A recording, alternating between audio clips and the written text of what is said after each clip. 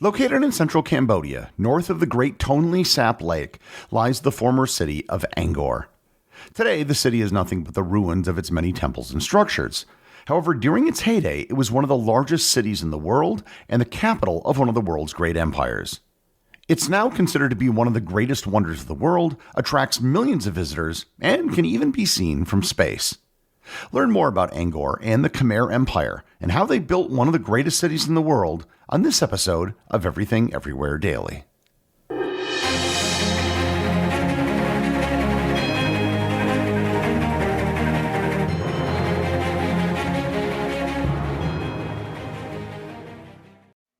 This episode is sponsored by BetterHelp.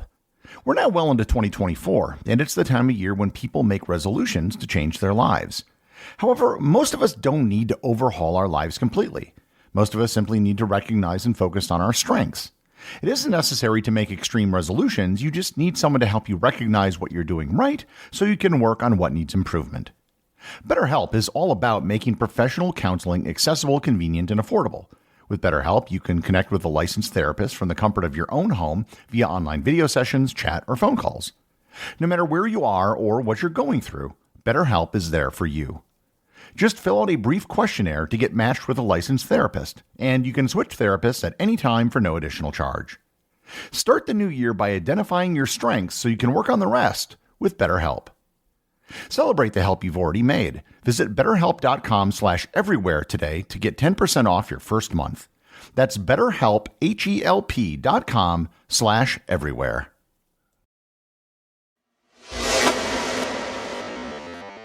To understand Angkor, we first have to understand why and who built it. And to do that, we need to understand what was happening in Southeast Asia in the 9th century. In particular, we need to understand the one person that is key to the entire story of Angkor and the Khmer Empire, Jayavarman II. Jayavarman II is a key figure in the entire history of Southeast Asia. There are certain people who are responsible for the creation of major empires. Genghis Khan, Augustus, Alexander the Great, and Qin Shi Huang are such people. Jayavarman II probably belongs on that list as well. Much of what we know of Jayavarman II comes from inscriptions about him written well after his death in temples in modern-day Thailand. One of the inscriptions simply tells how Jayavarman II broke with Java, unified the people around what is today modern-day Cambodia, and established what we know as the Khmer Empire. The reference to Java has been debated by historians for years. Most historians tend to think that it refers to the physical island of Java in Indonesia and was probably a reference to the Srivijaya Empire which ruled Java at the time. Jayavarman II's reign is usually said to have begun in the year 802. I'll probably do a future episode on the Khmer Empire, but briefly, the Khmer Empire ruled all of what is Cambodia today, as well as much of Laos, inland parts of Vietnam, and parts of Thailand. For the purpose of this episode, one of the salient facts you should know is that the Khmer Empire, at least at its start, was overwhelmingly Hindu. At the time, most of Southeast Asia was still Hindu. As we'll see in a bit, Buddhism didn't arrive in this part of the world until several centuries later. Jayavarman II was crowned at Mount Kulin, which is just northeast of the city of Siem Reap, which is the modern-day entrance to Angkor. It was there that he declared himself a Devaraja, or a universal monarch. In addition to being crowned nearby, he also established the city of Hariharalaya on the banks of Tonle Sap, which was to be his new capital. And here I should explain exactly what Tonle Sap is. If you look at a map of Cambodia, you will find a very large lake in the middle of the country. This is Tonle Sap. The lake is actually just a widening of the Mekong River. Over the course of a year, the lake can rise and fall by as much as 10 meters or 33 feet.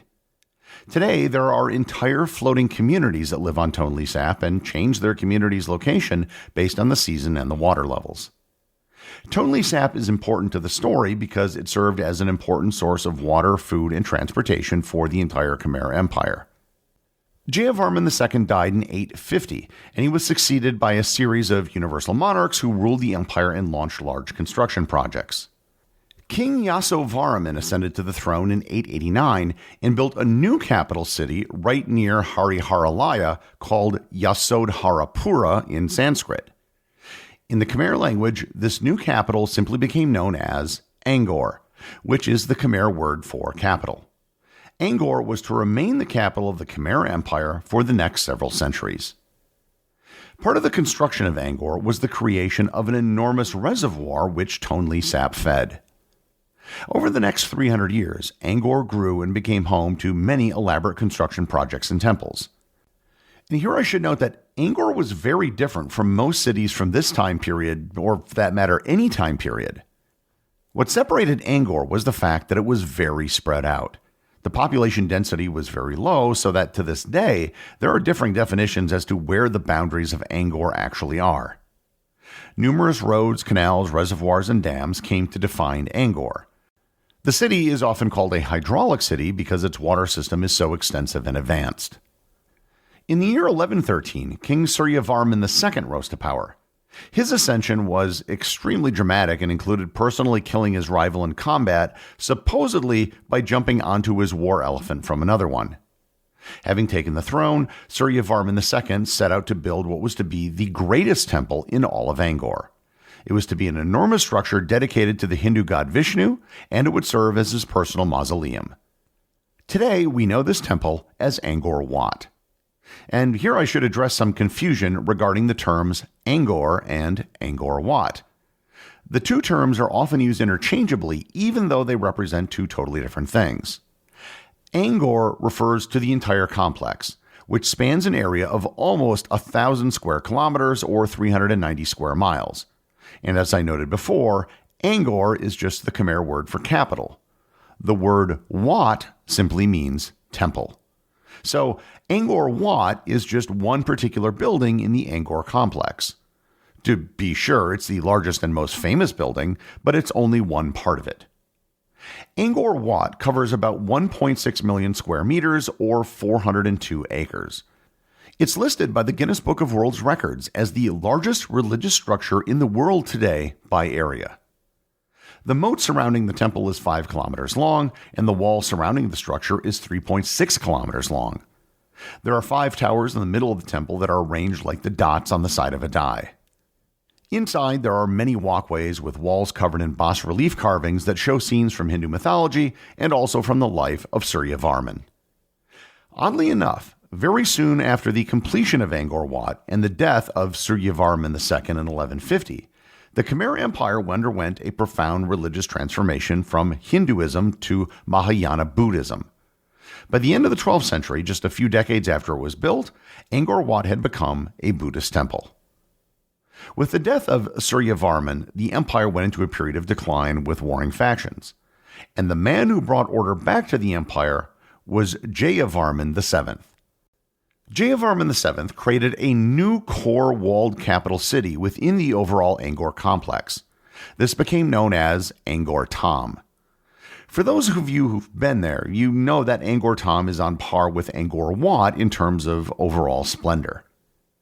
Angkor Thom, unlike all previous construction projects in Angkor, was explicitly Buddhist. The primary temple at Angkor Thom is known as the Bayon Temple, which is known for its large stone faces, and it's thought that the stone faces might be based on Jayavarman VII. Jayavarman VII also constructed the Ta Prohm Temple, which has in recent years been dubbed the Tomb Raider Temple, because it was used in the 2001 film starring Angelina Jolie. After the death of Jayavarman VII, the Khmer Empire actually reverted back to Hinduism for a time. A period of decline began in the Khmer Empire that continued until 1431, when Angkor was sacked by invaders from Thailand. The religious upheavals, in addition to the invasions, led to the neglect of the infrastructure in Angkor, which hurt the water system and eventually resulted in much of the population leaving Angkor completely. The seat of power in Cambodia shifted from Angkor to what is now the country's current capital, Phnom Penh, which is just downstream from Tonle Sap on the Mekong River. Angkor slowly began to be reclaimed by the jungle.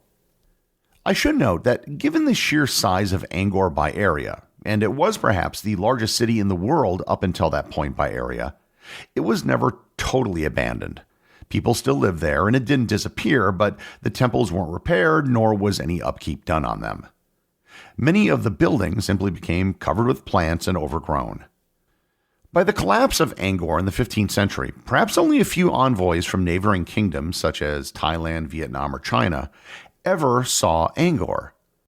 The first person from outside of Asia to ever witness Angkor was a Portuguese priest by the name of Antonio da Madalena, who did so in 1586. The abandonment of Angkor continued through the 17th and 18th centuries, with the temples mostly being ignored but not quite forgotten, and with forest growth covering more and more of the site. In the 1860s, several notable European travelers came to Cambodia, which by this time had become a French colony. What really brought Angkor to the attention of the rest of the world were the works written by academics such as Louis Delaporte and Adolphe Bastaing. From 1907 to 1970, the French School of the Far East worked on restoring, repairing, and protecting the many historic structures in Angkor. The work was eventually halted when the Khmer Rouge came to power. The story of the Khmer Rouge will be covered in a future episode, but suffice it to say that they were anti-academics, anti-foreigners, and anti-the past. They managed to close off Angkor for several decades, even after their control of the country ended, as their last holdout area was around Angkor. While the Khmer Rouge didn't intentionally damage any of the structures, they did open the door for art thieves to enter the country from Thailand in the 1980s, who systematically took the heads off a great number of statues. When the Khmer Rouge finally gave up the fight, it opened up the country to tourism, and the main attraction was Angkor. Tourism has exploded over the last several decades, and today over 2 million people per year visit Angkor. This has caused an explosion in hotel construction in the nearby city of Siem Reap, and there are concerns that all the tourism and the rise in population may deplete the water table, which could cause land around many temples to sink, causing them serious damage. In 1992, the entire Angkor complex was made a UNESCO World Heritage Site, the very first in Cambodia. I don't think it's an exaggeration to say that Angkor is probably the greatest historical site you can visit in all of Southeast Asia. If you visit, I highly recommend you give yourself several days. In addition to the core sites, there are many other temples scattered across the region around Angkor. Angkor, as I've mentioned, is quite large and can be seen from space, and you can check this out yourself on Google Earth by viewing the area from the altitude of the International Space Station. Once you know what you're on the lookout for, the large rectangle is very obvious. The history of Angkor mirrors the rise and fall of the Khmer Empire. Its temples, especially Angkor Wat, remain enduring symbols of Cambodia's past, drawing global attention to the country's history and culture. The executive producer of Everything Everywhere Daily is Charles Daniel. The associate producers are Peter Bennett and Cameron Kieffer. Today's review comes from listener MDFWJSEJS over on Apple Podcasts in the United States. They write, "Super interesting. This is my first time ever reviewing a podcast, but I've been blown away by this one. Little pocket-sized deep dives on diverse and fascinating topics.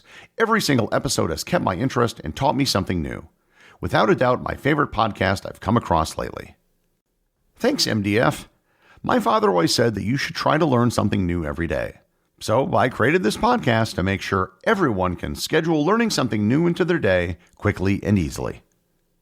Remember, if you leave a review or send me a boostagram, you too can have it read on the show.